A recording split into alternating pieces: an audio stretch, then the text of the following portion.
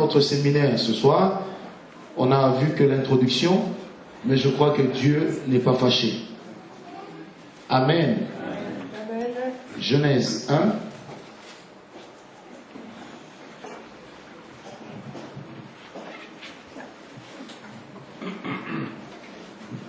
Alléluia. Amen. Et une fois de plus, je remercie tout le comité de l'église ainsi que le pasteur Hataki et son épouse pour leur invitation. Et recevez également les salutations de madame, mon épouse. Amen. Amen. Recevez aussi les salutations de mes enfants, parce que mes enfants m'ont demandé de vous saluer. Amen. Alléluia. Amen. Mon fils avait demandé à sa maman de casser l'écran de l'ordinateur pour qu'il puisse venir, pensant que j'étais certainement dans l'écran. Être un enfant, c'est compliqué d'être.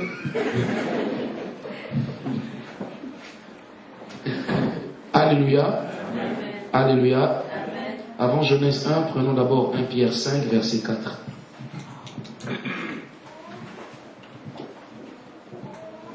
1 Pierre 5, verset 4. Puisqu'on priera également pour vos offrandes, donc on va donner une parole marathon ce matin. Et Dieu va faire des choses et nous croyons en la grâce de Dieu. Amen. 1 Pierre 5, verset 4, je lis selon la version Second 21. Ainsi, lorsque le souverain berger apparaîtra, vous recevrez la couronne de gloire qui ne perd jamais son éclat. Je reprends.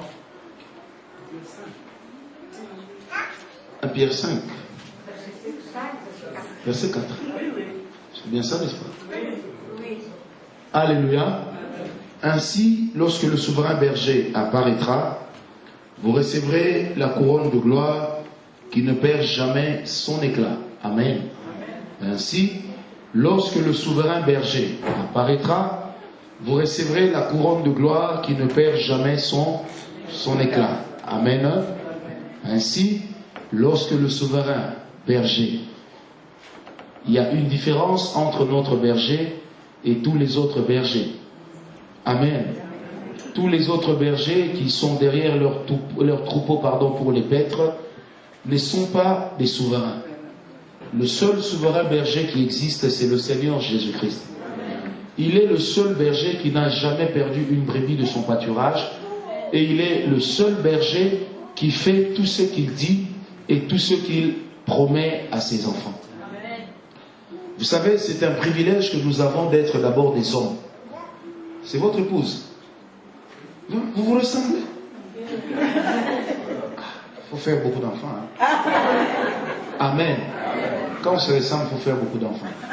C'est un signe prophétique de fertilité. Ça, c'était pour savoir que vous me suivez bien. Amen. Je disais, lorsqu'on marche avec le Seigneur Jésus, et lorsque on comprend seulement que nous sommes des hommes, nous en arrivons à comprendre un grand mystère.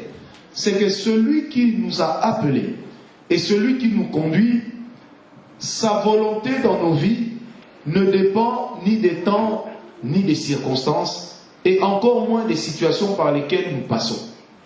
Mais il se trouve que généralement, nous sommes contraints par le milieu dans lequel nous vivons, à cause du fait que le diable est déjà parvenu à nous faire accepter que s'il se lève contre nous dans X milieu, nous ne pourrons pas le combattre. Amen. Nous sommes parvenus à croire, sans le dire, que le diable nous a condamnés et que sa condamnation sur nos vies est déjà devenue une fatalité. Nous en sommes arrivés à croire même que l'avis du médecin sur notre état de santé, c'est le meilleur avis qui demeure. Nous en sommes arrivés à croire que les médicaments constituent la seule voie par laquelle le Seigneur puisse nous guérir. Nous en sommes arrivés à croire que si nous ne passons pas par le même chemin que tout le monde, nous n'aurons jamais de grands résultats. De plus en plus, aujourd'hui, les gens vont vers l'occultisme, les jeunes.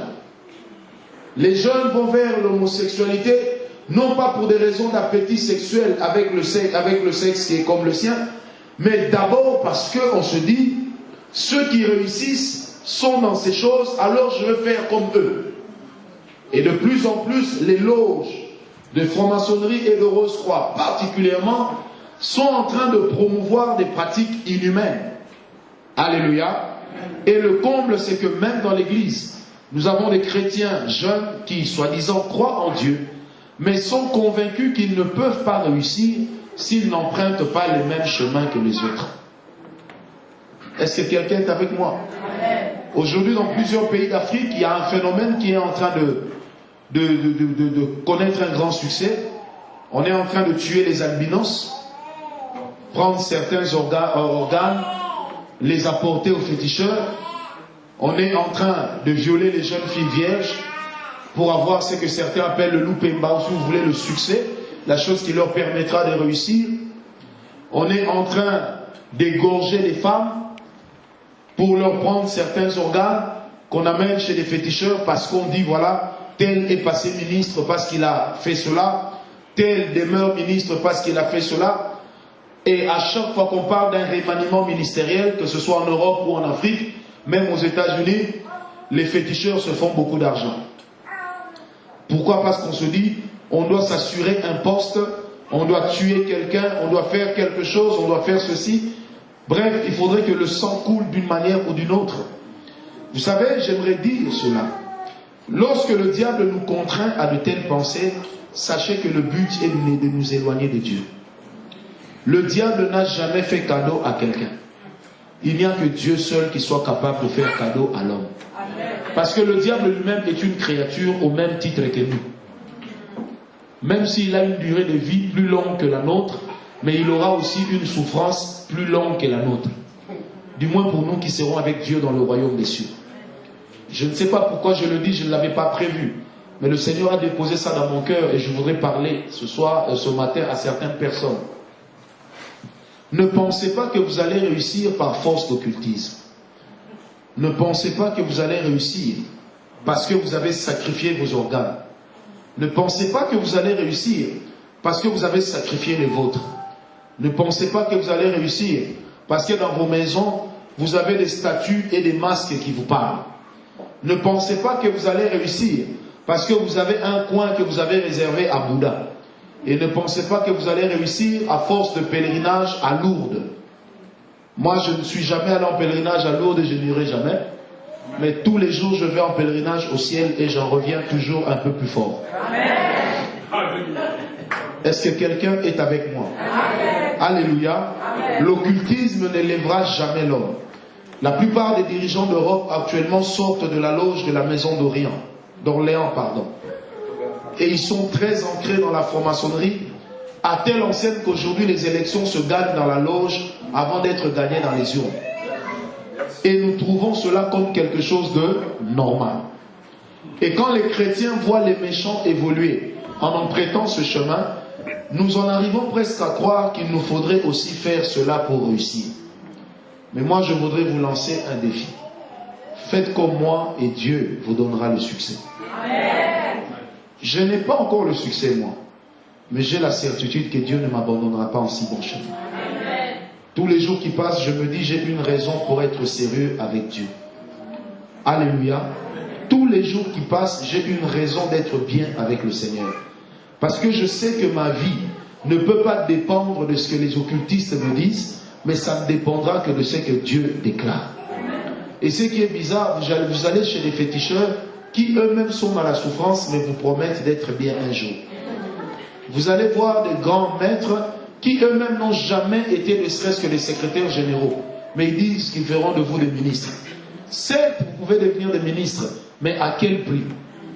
On a vu des gens devenir ministres, mourir, et tout ce qu'ils ont laissé, les maisons, une à une, ont commencé à connaître un vieillissement incroyable. Est-ce que vous comprenez? Dis un peu à ton voisin, il n'y a que ce que Dieu donne qui dure éternellement. Non, dis-le lui très bien, je sais pourquoi je le dis. Dans cette salle, il y a des gens qui seront élevés bientôt dans leur pays. Il y a des gens qui seront élevés aussi ici. Et c'est expressement que je suis en train de dire cela, parce que c'est une prophétie que je libère pour l'Église. Quoi qu'il arrive, je voudrais le dire, si tu t'éloignes de Dieu, sache-le, Dieu te reprendra même ceux qui ne t'avaient pas mis. Je répète, quoi qu'il arrive, si tu vas tronquer la bénédiction ou tu veux tronquer le choix de Dieu, sache que le Seigneur aussi s'élèvera un jour contre toi. S'il est une chose difficile, et s'il est une chose difficile de tomber entre les mains du Seigneur, alors tu sauras que c'est une chose facile de tomber entre les mains du diable. Est-ce que vous comprenez? Parce que tu auras la difficulté en face et cette difficulté viendra de Dieu. Vous savez, c'est vraiment un désastre lorsque c'est le Seigneur lui-même qui devient le maudisseur de votre vie. Est-ce que vous comprenez? Vous savez, c'est une chose difficile lorsque Dieu s'élève pour devenir votre ennemi. Alors là, il faudrait chercher Déborah, il faudrait chercher Séphora. Mais encore, lorsque vous trouverez Séphora, il faudrait qu'elle sache couper les prépuces de l'enfant. Est-ce que quelqu'un est avec moi? Dis à ton voisin, dis-le lui très bien, je vais réussir, mais avec Dieu. Je vais réussir avec Dieu. Non, dis-le lui très bien. Je vais réussir avec Dieu. Non, dis-le lui encore bien, moi je vais réussir avec Dieu. Si tu es parent, dis à tes enfants, vous allez réussir seulement avec Dieu. Non, dis ça à tes enfants, même si c'est des bébés, dis-les-leur. La parole que tu déclares va pénétrer leur vie.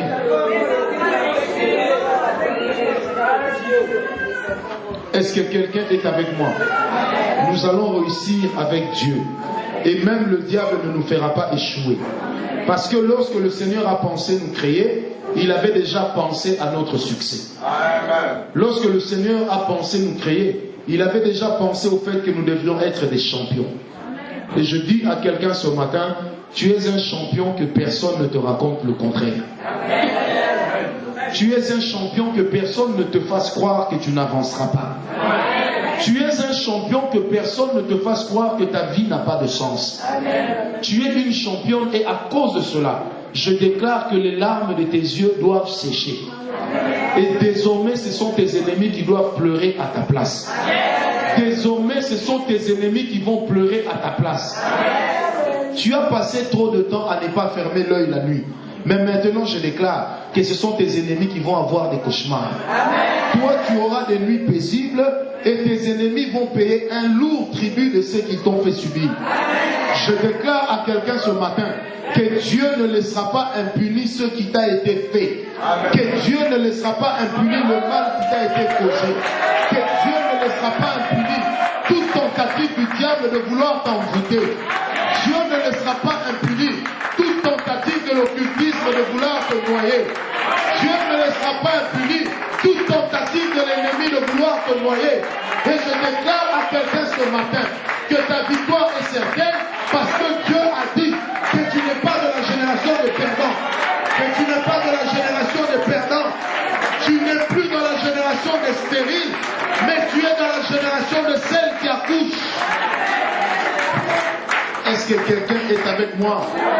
Je déclare à quelqu'un que partout il y aura des bonnes choses, ça doit être pour toi. Non, je dis, partout il y aura des bonnes choses. Je décide et je déclare que ça doit être pour toi. Partout on aura besoin d'une réponse, c'est toi qui donneras la réponse.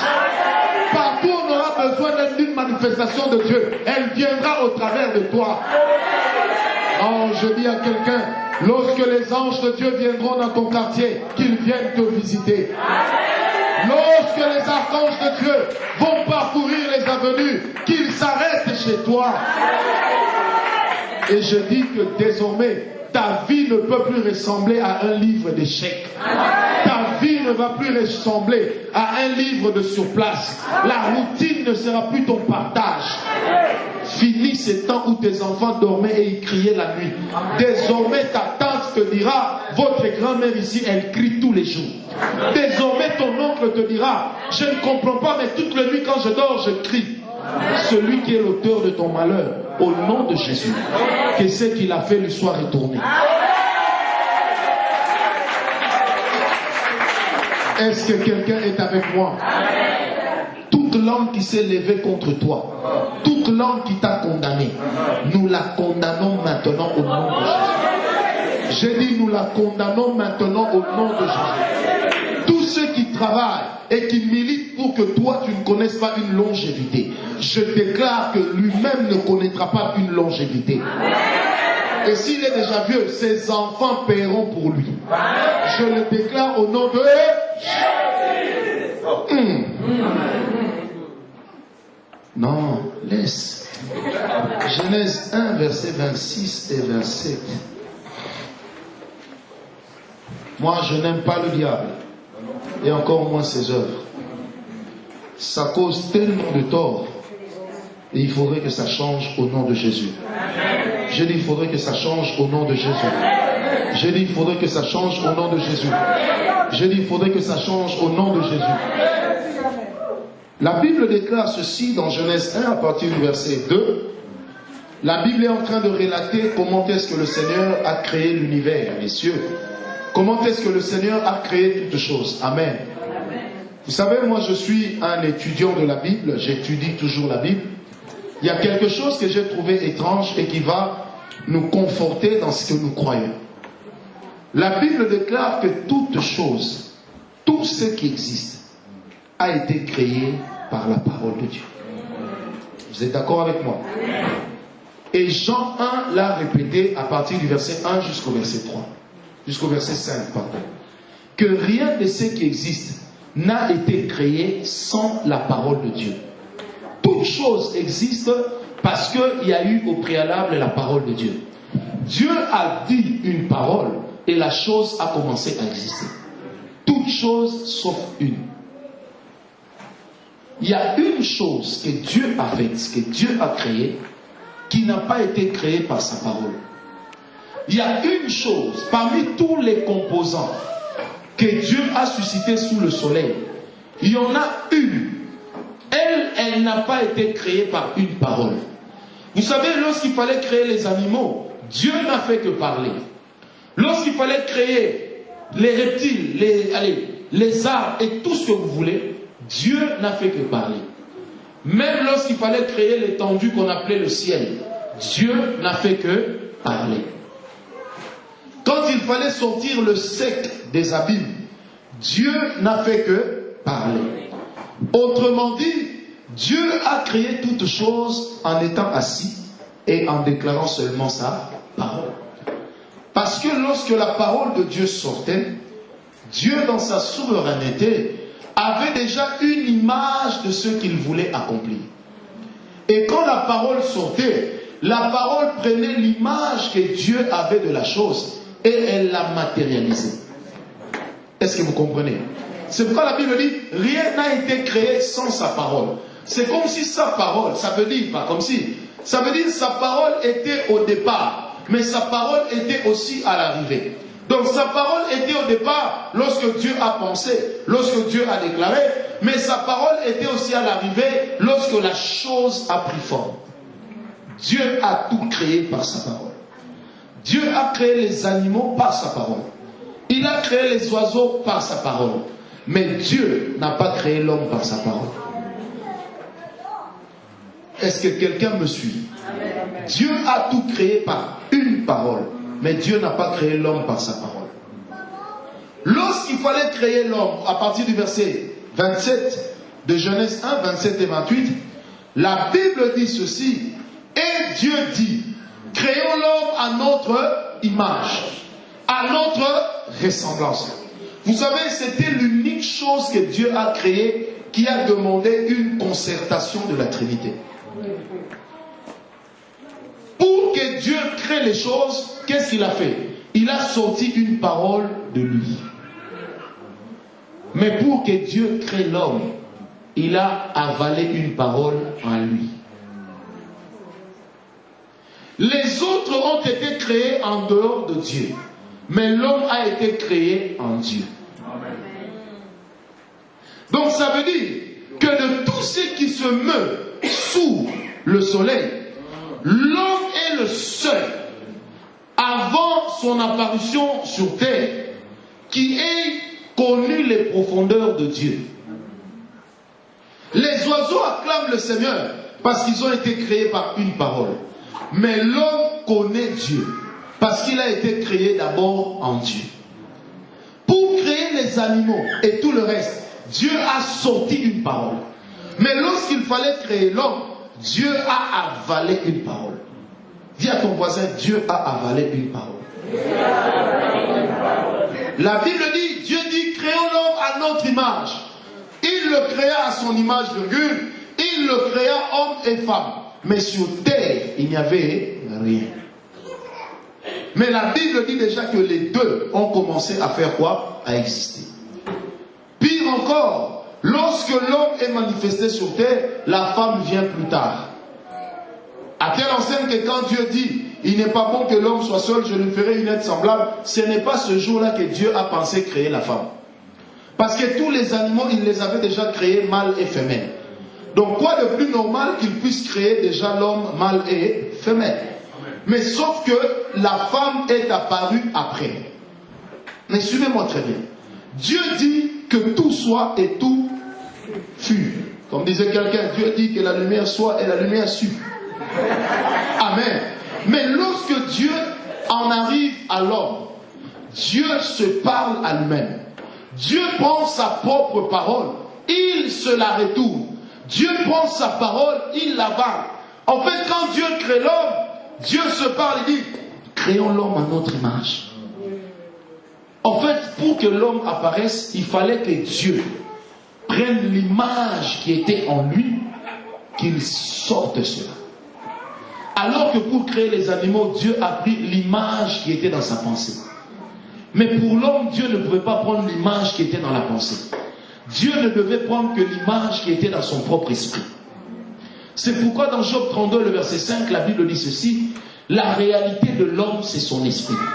Et dans la version Louis II, on dit, en vérité, dans l'homme, c'est l'esprit.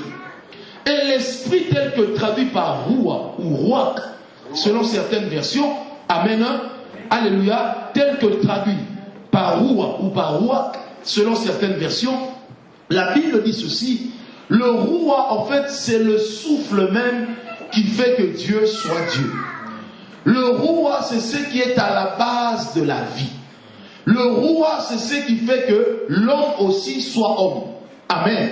C'est-à-dire que pour créer l'homme, Dieu a pris de son esprit, il a pris de son esprit, qu'il a retourné dans sa profondeur, selon 1 Corinthiens 2, verset 10. Amen. Qu'il a retourné dans la profondeur de sa personne.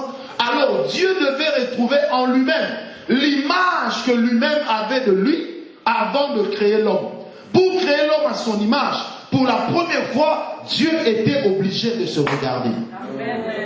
Est-ce que quelqu'un est avec moi? Et je veux dire à quelqu'un ce matin, Dieu ne t'a pas créé comme une photocopie, mais Dieu t'a créé avec une version originale. Parce que Dieu a dû se regarder afin de décider que toi tu sois comme tu es. Est-ce que quelqu'un est avec moi?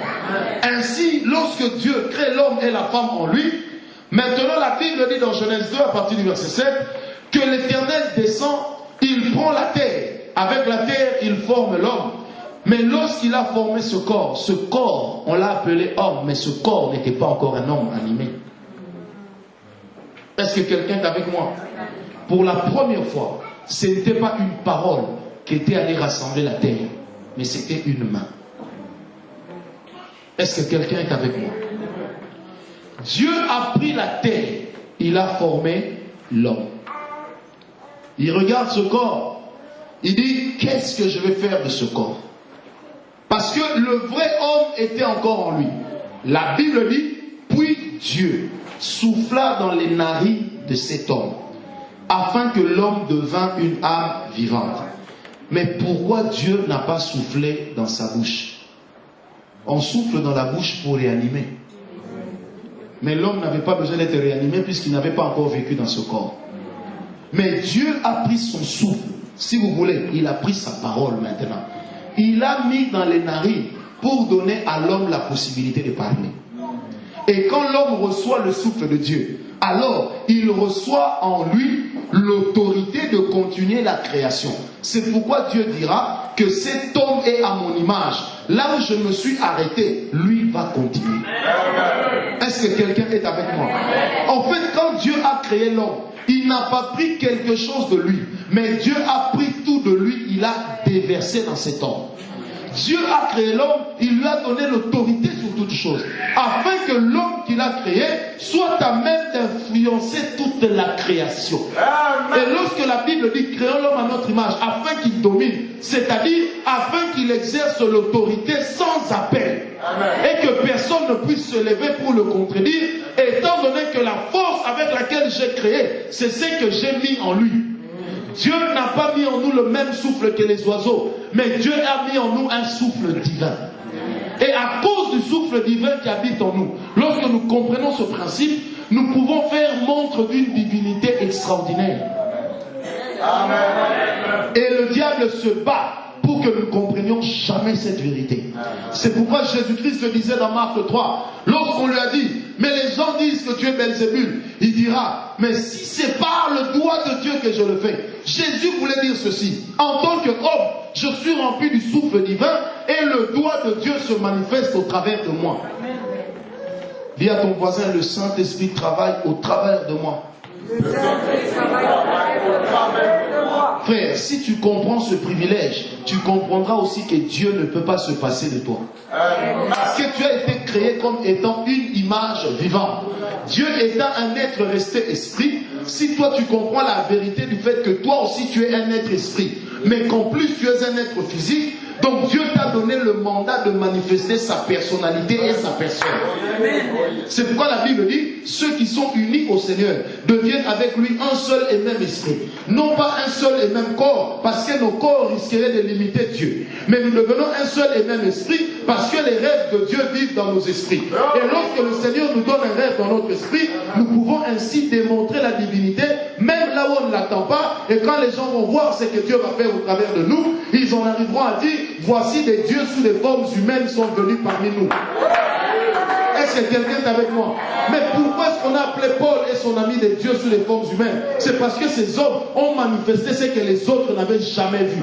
Ces hommes ont été à la mesure de dévoiler la Trinité, de dévoiler la divinité avec une exactitude tellement exacte, permettez-moi l'expression, que tout le monde s'est dit, eux, ils sont des hommes, mais pas des hommes comme nous.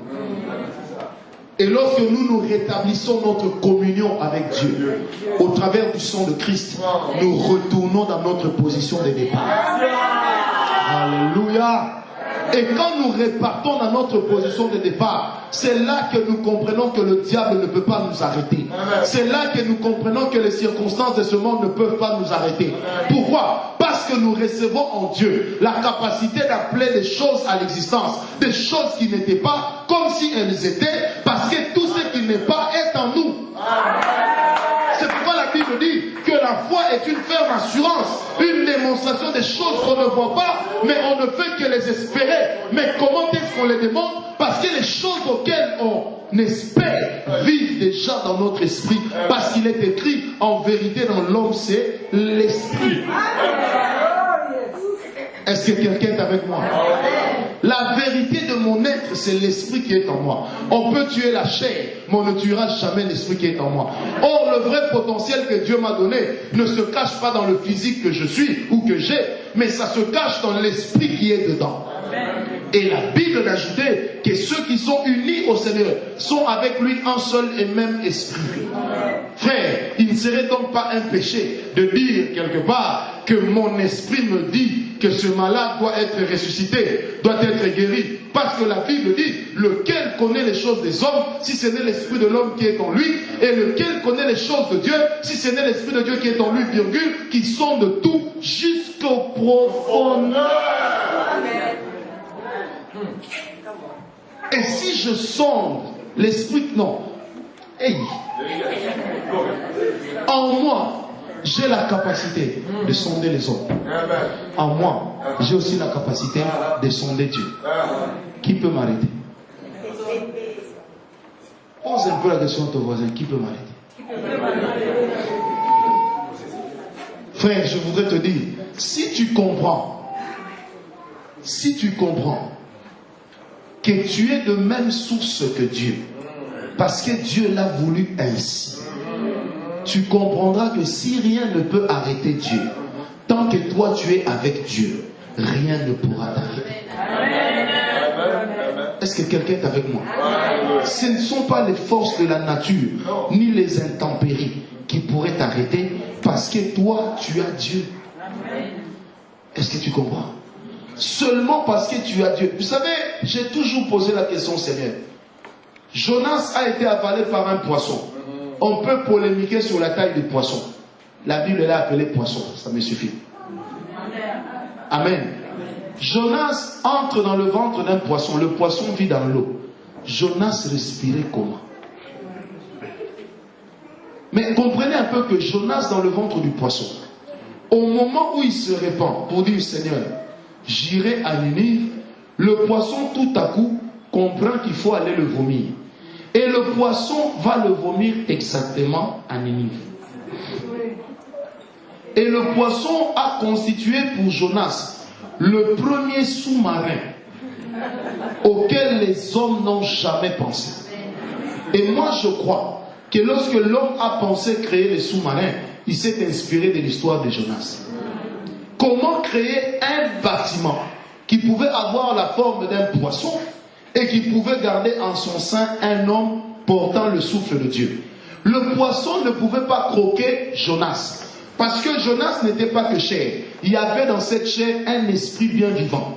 Et cet esprit-là contraignait le poisson à ne pas le manger. Cet esprit contraignait le poisson à le mener exactement là où Dieu l'attendait. Parce que notre esprit étant de même source que Dieu, notre esprit est appelé à aller vers Dieu. C'est pourquoi la Bible dit dans Ecclésiaste 3, en vérité, Dieu a mis dans l'homme la pensée de l'éternité. C'est-à-dire, quoi qu'on fasse, Dieu a mis en nous une pensée qui nous amène toujours à le chercher. C'est pourquoi vous allez remarquer que même les vieux sorciers, quand ils trébuchent un peu, il leur arrive, sans le vouloir, de dire Jésus. Ou de dire Seigneur. Pourquoi? Parce que même dans ces sorciers-là, Dieu a mis quelque chose qui doit le chercher. Est-ce que quelqu'un est avec moi? C'est pourquoi être sorcier, si vous êtes encore sorcier, c'est démodé. Parce que vous n'êtes pas créé pour être sorcier, mais vous êtes créé pour refléter la gloire de Dieu. Et refléter la gloire de Dieu veut dire imposer le règne et l'autorité de Dieu, même partout où on ne l'attendait pas. Parce que le Seigneur n'a besoin de la permission de personne pour agir, mais il n'a besoin que d'une opportunité qui lui est offerte pour faire. Et je dis à quelqu'un ce matin que désormais les données de ta vie doivent changer, non pas parce que ça va dépendre des circonstances, mais parce que ça va dépendre de toi. Pose la question à ton voisin, qu'est-ce que tu veux? Non, pose-lui bien la question. La vérité, c'est que la plupart des gens ici, ils ne savent même pas ce qu'ils veulent. Si Dieu leur dit, demande-moi une seule chose, il y en a qui diront, Seigneur, que je vive longtemps. Vivre longtemps, c'est une conséquence de la volonté de Dieu. Est-ce que quelqu'un est avec moi? Tu dois savoir ce que tu veux, parce que Dieu fera en fonction de cela. Dis à ton voisin, moi j'ai donné du travail à Dieu. Dis-le lui. Imaginez que Dieu a créé toutes choses, ce n'était pas un grand travail. Pourtant, remarquez toutes les merveilles qu'il y a sur terre. Toutes les merveilles qu'il y a dans la galaxie. C'est extraordinaire. Mais pour tout ça, Dieu est conscient que ce n'était pas un grand travail. Et à la Bible de dire que les cieux et les cieux des cieux, dans Néhémie 9, ne peuvent pas contenir Dieu. Parce que toutes ces choses sont créées. Toutes ces choses existent. Mais Dieu ne peut pas s'identifier à toutes ces choses. Mais Dieu dit à Israël, tu me bâtiras une maison, j'habiterai au milieu de toi. Ensuite, Dieu dit, au travers de son fils Jésus-Christ à la femme samaritaine, l'heure vient, elle est déjà venue, où ça ne sera même pas dans les synagogues de Samarie, ni sur les montagnes, qu'on ira adorer Dieu, mais on l'adorera en esprit et en vérité partout où nous serons. Amen. Pourquoi Dieu dit cela? Et ça nous amène à une vérité. Et dans Hébreux 8, la Bible dit que l'Éternel a écrit sa loi dans leur cœur, afin qu'ils ne puissent point pécher contre lui. Ça veut dire quoi? Que tel que nous sommes là, vivant en Dieu, comprenant qui nous sommes, comprenant les principes selon lesquels nous avons été créés à l'image réelle de Dieu, Ça veut tout simplement dire que peu importe où je suis, peu importe ce que je fais, le Seigneur a la possibilité de se manifester au travers de moi, mais moi aussi j'ai la possibilité de manifester la grâce de Dieu. Est-ce que quelqu'un est avec moi? Amen. Le Dieu que l'univers ne peut pas contenir, ce Dieu-là peut être contenu dans ton esprit. Amen. Est-ce que quelqu'un est avec moi? Amen. Le Dieu que la terre ne peut pas comprendre, toi tu peux le comprendre. Le Dieu qui ne peut pas résider dans une maison faite de main d'homme, il peut résider dans ton petit cœur. Il peut résider dans ton esprit. C'est pourquoi la Bible dit, l'homme animal ne peut pas comprendre ça. Mais seul l'homme spirituel, régénéré, à l'image de Christ, peut comprendre ces choses. Et l'apôtre Paul d'ajouter, mais qui a connu la pensée de Dieu pour l'instruire? Mais nous avons la pensée de Christ. Parce qu'en Christ, nous sommes dans une position de privilège. Et Paul nous fait comprendre ceci. À cause de notre communion avec Christ, nous sommes des privilégiés parce que non seulement nous pouvons comprendre les choses de Dieu, mais nous pouvons aussi siéger dans le conseil de Dieu. C'est pourquoi l'heure est arrivée, Église, où nous avons le droit de dire même à certaines personnes, toi, quoi que tu fasses, tu ne deviendras pas ministre. Est-ce que quelqu'un est avec moi? Nous avons la possibilité de dire à certaines personnes, toi, je bloque ta vie, tu n'avanceras plus. Est-ce que quelqu'un est avec moi? Si les sorciers le font, ils réussissent, c'est que nous pouvons faire encore plus et causer des dégâts terribles. Amen. Mais le but pour nous n'est pas de faire du mal. Mais s'ils nous cherchent, on va les corriger. Est-ce que quelqu'un est avec moi? Nous n'avons pas reçu la puissance de Dieu pour faire du mal, mais nous pouvons l'utiliser pour corriger. Encre correcteur. Tu viens à gauche, go. Tu viens à droite, go. Est-ce que quelqu'un est avec moi? Pourquoi? Parce qu'en toi, tu as la chose qu'il faut pour que Dieu se manifeste. En toi, tu as la chose qu'il faut pour que la grâce de Dieu se déverse. Frère, c'est démodé de vivre dans le péché. Pour la simple raison qu'une vie dans la sanctification avec Dieu est en train de te mettre dans une position de privilège. Vous savez, un jour, un occultiste disait à son fils, il dit, vous, je n'ai pas peur de vos prières, mais j'ai seulement peur de vous parler en langue. Et son père était un grand maître dans la Maïkari. Son père priait chez Soukio Maïkari et était très avancé. Son père lui a dit, petit, si tu veux prier en langue, sors de chez moi. Prie ton Jésus, ça va. Mais si tu veux prier en langue, sors de chez moi. Il est venu me voir, il me pose la question, mais qu'est-ce que mon père voulait dire? Je lui dis, c'est simple. Quand tu pries en langue, tu pries dans la langue de chez nous. Et comme tu pries dans la langue du village, tous ceux qui parlent la langue du village, qui sont dans les environs à court, il me dit qui? J'ai dit les anges. Et quand tu parles en langue et que les anges viennent chez toi, parce que tu parles dans la langue de chez nous, comme là-bas c'est chez lui, et que toi tu transformes ça en chez toi, ça fait qu'il se sent mal à l'aise. Parce que ta présence dans sa maison, quand tu parles en langue, est en train d'attirer un mystère qu'il ne peut pas contrôler, qu'il ne peut pas influencer. Est-ce que quelqu'un est avec moi? Frère, à chaque fois que j'ai Dieu, lorsque je suis conscient de ce que je suis, lorsque je deviens conscient de ce que Dieu a mis en moi, lorsque je deviens conscient de mon origine et de ma source, je comprends aussi une chose. C'est qu'à chaque fois que je parle à mon Dieu et que j'ouvre l'esprit en sachant qu'il est là, la simple conscience que j'aurai de la présence de Dieu va créer autour de moi l'atmosphère de sa présence. Est-ce que quelqu'un est avec moi? Un jour, un homme de Dieu a dit à un occultiste sur un plateau de télévision, il lui dit, si tu crois que tu ne crois pas que Jésus est Seigneur, alors tu ne te lèveras pas de ta chaise.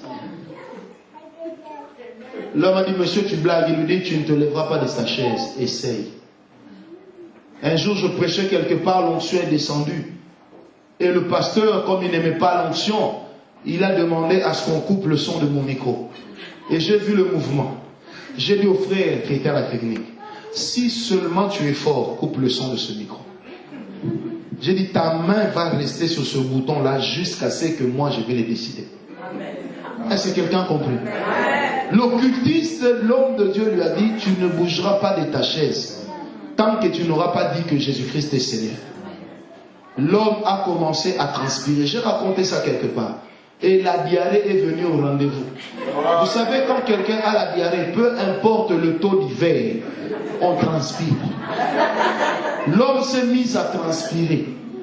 Mais la chaise n'a pas voulu le lâcher.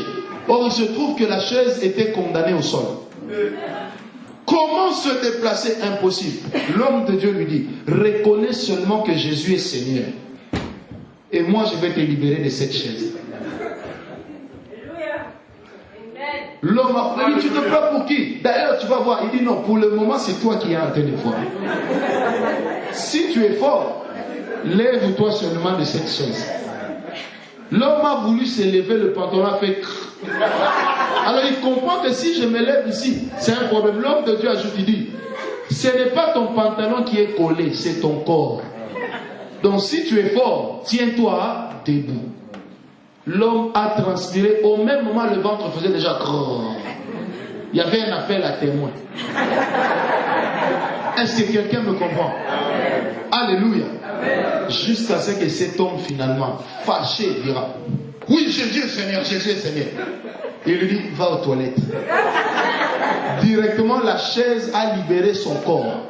Et il est allé aux toilettes.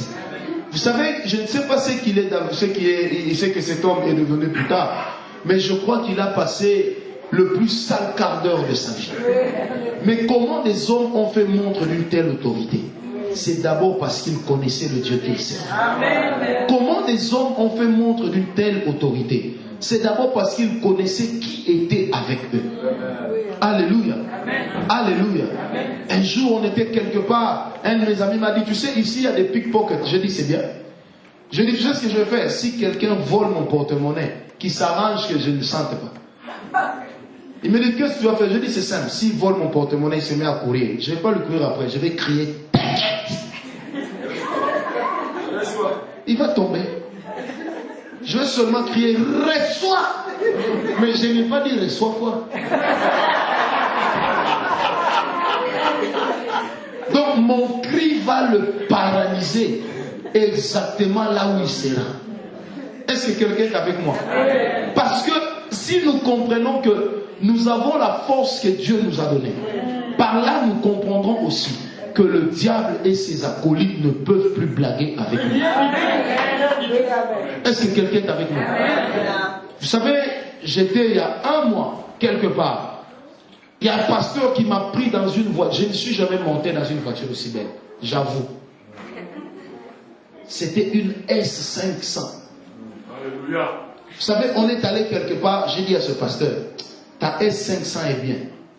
Mais moi, je commande à ce qu'on te donne le nouveau modèle de ce véhicule. Il y a 4 jours, on m'a appelé. On m'a dit le pasteur était assis et quelqu'un est venu lui donner une voiture.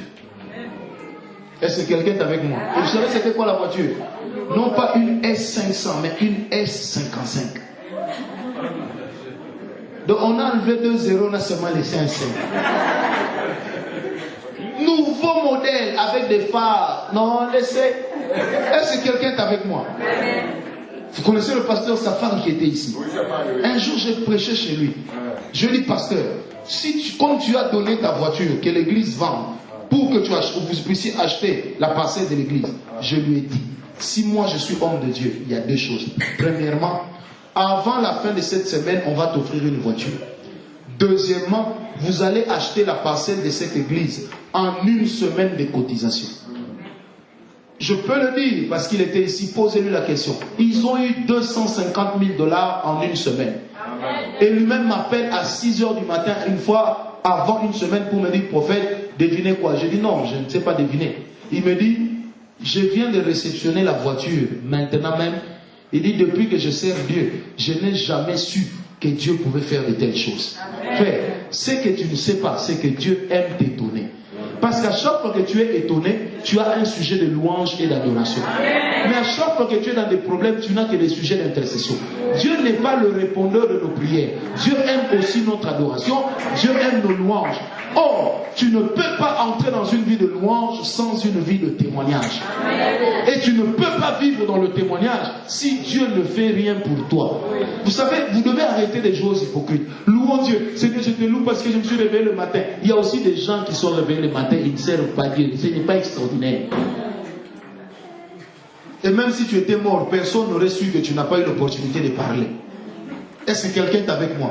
Mais une chose est vraie, c'est que si tu comprends que à chaque fois que Dieu agit dans ma vie, j'ai des témoignages. Ces témoignages-là vont t'aider à ce que tu aies toujours un sujet de louange et d'adoration. Et si Dieu fait de toi un partenaire de louange et d'adoration, sache qu'en vérité, Dieu est d'abord en train de faire de toi un homme dans la vie de lequel il agira. Et je dis à quelqu'un ce matin, ton problème intéresse Dieu. Dis-le-lui bien. Non, dis-le-lui bien. Est-ce que quelqu'un est avec moi? Ce matin, nous allons prier. Chacun de nous va implorer la grâce de Dieu. Et chacun de nous va dire à Dieu, la portion du souffle que tu as mise en moi, manifeste ça. Que désormais je comprenne que ma vie n'est pas n'importe quelle vie. Vous savez, une fois j'étais encore célibataire, je suis allé louer une maison. Il y avait un appartement en bas et un appartement au-dessus. Et puis le parking était petit. Je pose la question au bailleur qui habitait au-dessus. Je lui dis, monsieur, est-ce que vous avez une voiture? Il me dit, oui, j'ai une voiture qui est en panne. Je dis, bon alors votre voiture ne sortira jamais du garage. Il me dit, pourquoi? J'ai dit, non, parce que l'espace est petit. Je dois mettre ma voiture ici. Et il me dit, quelle voiture vous avez? Je lui dis, j'ai une Mercedes noire, grosse roulée, climatisée. Je n'avais rien. J'étais un vrai piéton. Est-ce que quelqu'un comprend? Le maire va prêcher quelque part.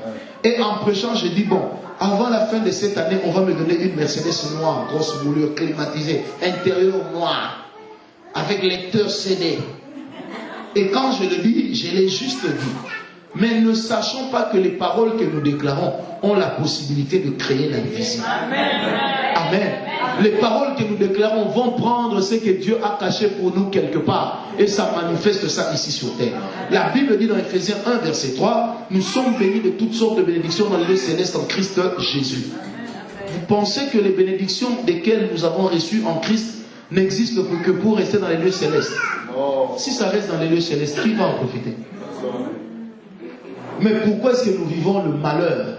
Parce que tout simplement nous n'avons pas encore compris que la bouche que Dieu nous a donnée a le souffle de Dieu. Et avec le souffle que nous avons la possibilité de prendre ce que Dieu cache et de l'amener à se manifester. Est-ce que quelqu'un est avec moi? Vous savez, un jour je suis allé voir un monsieur. J'ai dit à sa femme, j'ai dit, vous savez, pour tout le bien que vous m'avez fait, en tout cas votre mari doit devenir ministre des Finances. 2 semaines après, ce monsieur est devenu ministre des Finances. On me reçoit encore dans cette maison. Et puis une autre fois, j'étais fauché. Ma femme m'appelle, elle me dit, nous sommes avec l'épouse du ministre des Finances, elle est venue te voir. Je lui ai dit, dis-lui, Dieu te bénisse. Et puis je lui ai posé la question, elle n'a rien amené. Mon épouse me dira, si elle a amené quelque chose. J'ai dit combien? Elle me dit autant. Je lui ai dit, dis-lui, moi je suis au défilé du 30 juin. Comme elle a pensé à moi, son mari est ministre des Finances. Je lui ai dit, dis-lui, son mari va devenir premier ministre. Elle me dit comment? J'ai dit, toi, dis-lui. Et c'est l'actuel premier ministre de notre pays. Est-ce que quelqu'un me comprend? Je n'ai pas besoin de savoir ce qu'il fait, ça ne me regarde pas. Mais tout ce que je sais, il avait répondu à mon besoin, j'ai répondu au sien. À telle enseigne que son épouse m'avouera et dit, même dans nos rêves les plus fous, on n'aurait jamais vu mon mari premier ministre. Il n'était même pas membre du parti du chef de l'État. Et il y avait beaucoup de prétendants. Mais qu'est-ce qui a fait que le chef de l'État pense à lui? Une parole qui est sortie et qu'il a imposée dans la pensée du chef. Amen. Et je voudrais te dire que la parole qui sortira de ta bouche va t'imposer quelque part. Celui qui décide sur les promotions dans ton travail, dis-lui, pense à moi. Est-ce que quelqu'un est avec moi? Amen. Quand tu passes devant le bureau de ton chef, il n'y a personne, tu regardes à gauche, à droite, il n'y a personne, tu dis, ça c'est mon bureau. Est-ce que quelqu'un est avec moi? Est-ce que quelqu'un est avec moi? Oh non, on m'a dit qu'ici, je ne peux pas espérer aller de l'avant. Dis-leur, le ciel et la terre appartiennent à Dieu. Et moi, j'ai été créé sur un principe différent. À cause de ça, vous savez, Tout le monde a été créé sur un principe différent. Mais ce n'est pas tout le monde qui peut en profiter. Parce que la Bible dit que certains hommes sont encore des hommes animaux. C'est-à-dire qu'ils n'ont pas l'esprit de Dieu. Mais nous, ayant l'esprit de Dieu, nous sommes créés sous un principe différent et nous devons en profiter. Frère, l'onction ne servira à rien si tu n'en profites pas. La grâce ne servira à rien si tu n'en profites pas. Moi, j'ai utilisé l'onction pour corriger mes propres défauts physiques. Quand je grandissais, j'avais tellement mangé le fer, fait des haltéros, que j'étais comme ça. J'étais comme ça. Et un jour, je suis allé devant le miroir de ma chambre. J'ai dit à mon dos, au nom de Jésus, redresse-toi. D'ailleurs, je vois que les vestes ne me vont pas bien à cause de toi. J'ai dit, redresse-toi, dos voûté, redresse-toi. Dieu m'est témoin, mon dos est droit. Vrai ou faux?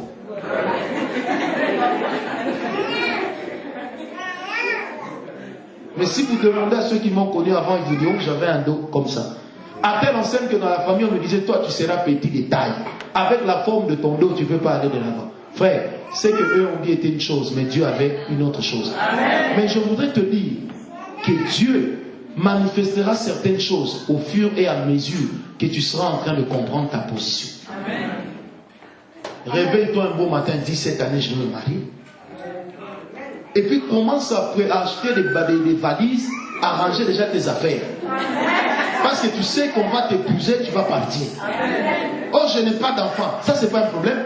Va faire la layette. Quand tu arriveras, la première couleur d'habit que tu vas voir, prends ça. Ensuite, prends les restes qui aura la même couleur. Pourquoi? Pour la simple raison, tu n'as pas besoin de fille, garçon, non. Tu vois le rose, commence à prendre les roses. Tu es en train déjà de programmer, c'est-à-dire tu vas me donner une fille. Merci. Est-ce que quelqu'un est avec moi?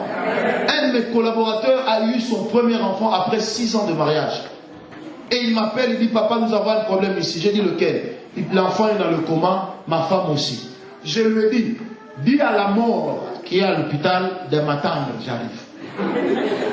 Il me dit, mais comment je vais faire ça? J'ai dit, c'est simple. Va au couloir de l'hôpital et dis, mort, attends le prophète, il arrive. Frère, il l'a fait.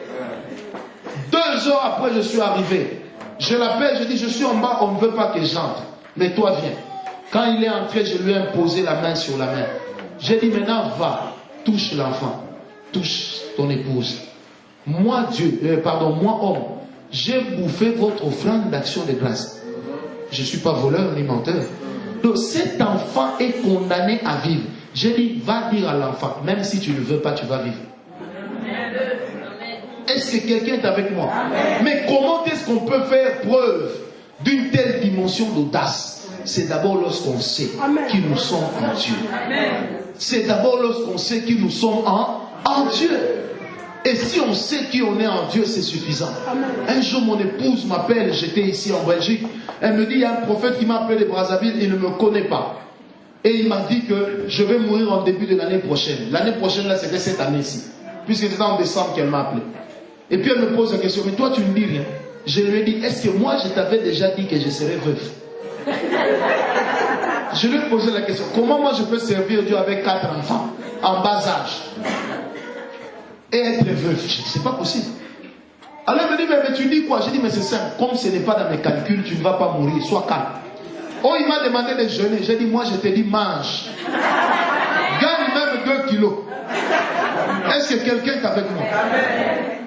Le jour où on a eu notre première fille, quand elle était encore, quand mon épouse était enceinte, un vrai prophète est venu voir mon épouse et lui a dit, le Seigneur m'a montré que tu n'es pas enceinte d'un enfant, tu as des myomes.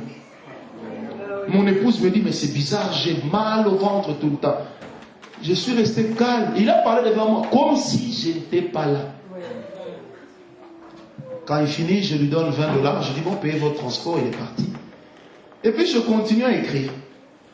Mon épouse me regarde, comme si rien ne s'était passé. Elle me dit, mais moi je te connais, tu es bavard. Comment ça se fait que tu gardes silence? Je lui ai posé la question. Rappelle-moi encore, garder silence sur quoi?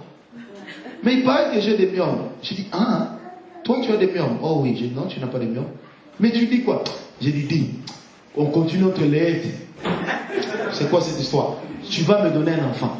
Elle me dit, j'ai dit, moi j'ai dit que tu n'as pas de myomes et que tu as un enfant. Et notre myome venait de totaliser le 20 ici, 6 ans. quelqu'un est avec moi? Et quand je regarde ma fille, je dis toujours, mon myome est très vivant. Et mon myome est d'une intelligence qui m'étonne. Si c'était que ça, les myomes, je souhaiterais en avoir beaucoup. Est-ce que quelqu'un est avec moi?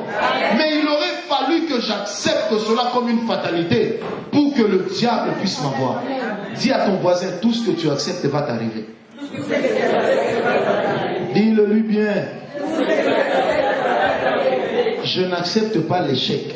C'est pourquoi je ne vivrai pas l'échec. Je n'accepte pas la sécheresse. C'est pourquoi je ne vivrai pas la sécheresse. Je n'accepte pas la pauvreté. C'est pourquoi je ne vivrai pas la pauvreté. Le Dieu que nous servons a la possibilité de nous donner une vie, virgule, une vie en abondance. Dis à ton voisin, prends seulement conscience. Même quand tu rentres ici, si tu vois la pile de factures qui t'attend, que ça ne t'effraie pas. Regarde ces factures pour dire, je vais tout vous payer. Encore un peu de temps. Est-ce que quelqu'un est avec moi? Un jour, on est venu dire à Jésus, Jésus, tu dois payer les taxes. Le Seigneur est resté, il dit, les taxes. Il dit, allez pécher. Jésus a résolu deux problèmes. Il avait faim, il a mangé. Il devait payer les taxes, il a trouvé une pièce d'or. Et il a payé avec cela les taxes. Parce que tu ne peux pas vivre avec tes dettes. N'accepte pas le système de ce pays qui dit que tu dois vivre à crédit. Les dettes, c'est une forme d'esclavagisme. Tu dois refuser cela au nom de Jésus. Tu ne dois pas vivre aux dépens de ceux qui cotisent. Non, il faut que les gens vivent à ton dépens. Parce que la main qui donne est toujours au-dessus.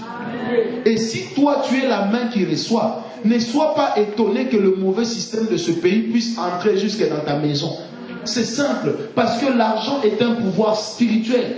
Et si tu te ploies sous le pouvoir spirituel de l'argent, eh bien l'argent dominera sur toi. Or, la Bible dit, tu ne serviras pas deux maîtres. Puisque je sers Dieu, le Dieu que je sers me donnera de dominer sur l'argent. Non, le système du social en Belgique, c'est extraordinaire. On appelle ça même paradis. C'est pas le paradis.